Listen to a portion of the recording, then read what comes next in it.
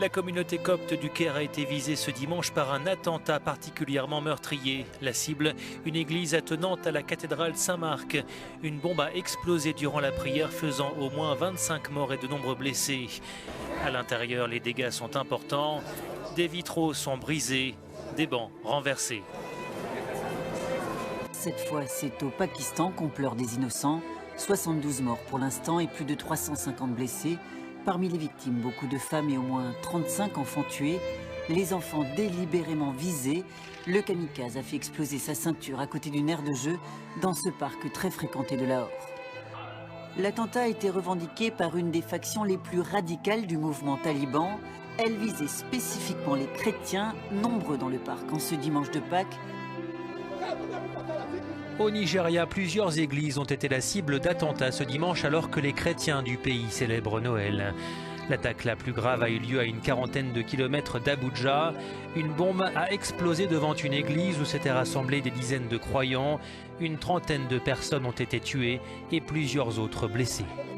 La vie familiale en Corée du Nord, c'est absolument catastrophique. Les enfants sont utilisés comme espions à leurs insus.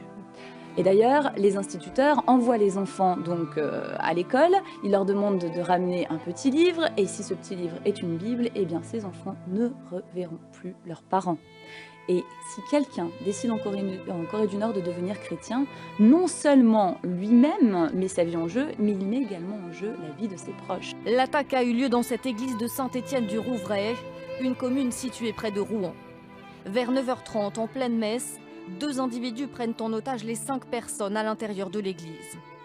Ils assassinent le prêtre, Jacques Hamel, avant de blesser les 4 autres otages, dont l'un grièvement. Au moins 55 personnes ont été tuées ce mercredi dans 2 attentats en Irak. C'est le jour de Noël que les terroristes ont choisi pour perpétrer leur forfait, dont l'un commis près d'une église de Bagdad à l'heure de la sortie de la messe. Au moins 19 personnes, des chrétiens pour la plupart, ont péri dans cette première attaque à la voiture piégée.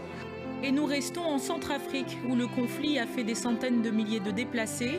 En plein cœur des violences, la majorité chrétienne célèbre la fête de Noël. 17 personnes ont été tuées dimanche dans l'attaque de 2 églises situées à Garissa, une ville de l'est du Kenya, non loin de la Somalie. Après avoir tué 2 policiers en faction devant les édifices, 7 hommes armés, portant des cagoules, ont ouvert le feu et lancé des grenades au milieu des fidèles réunis pour l'office dominical. Au moins 40 personnes ont également été blessées et hospitalisées de sources hospitalières. 10 sont dans un état grave. Myriam Yehia Ibrahim Ishag reste dans sa geôle soudanaise. Cette jeune femme est condamnée à mort pour avoir épousé un chrétien. Elle a donné naissance à son second enfant en prison la semaine dernière. La justice l'accuse d'apostasie pour s'être convertie elle aussi au christianisme et d'adultère pour avoir épousé un non-musulman. Au moins 15 personnes ont été tuées et 70 autres blessées lors d'un double attentat à la bombe à l'entrée de 2 églises dans un quartier chrétien de Lahore, la 2e ville du Pakistan, ce dimanche.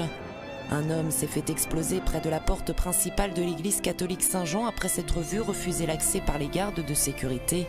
Une deuxième explosion a retenti quelques minutes plus tard à 500 mètres de la première église. Attentat à la voiture piégée au Liban. L'explosion s'est produite sur la place Sassine, au cœur du quartier chrétien d'Achrafieh à Beyrouth. La déflagration a fait au moins 8 morts et plus de 80 blessés.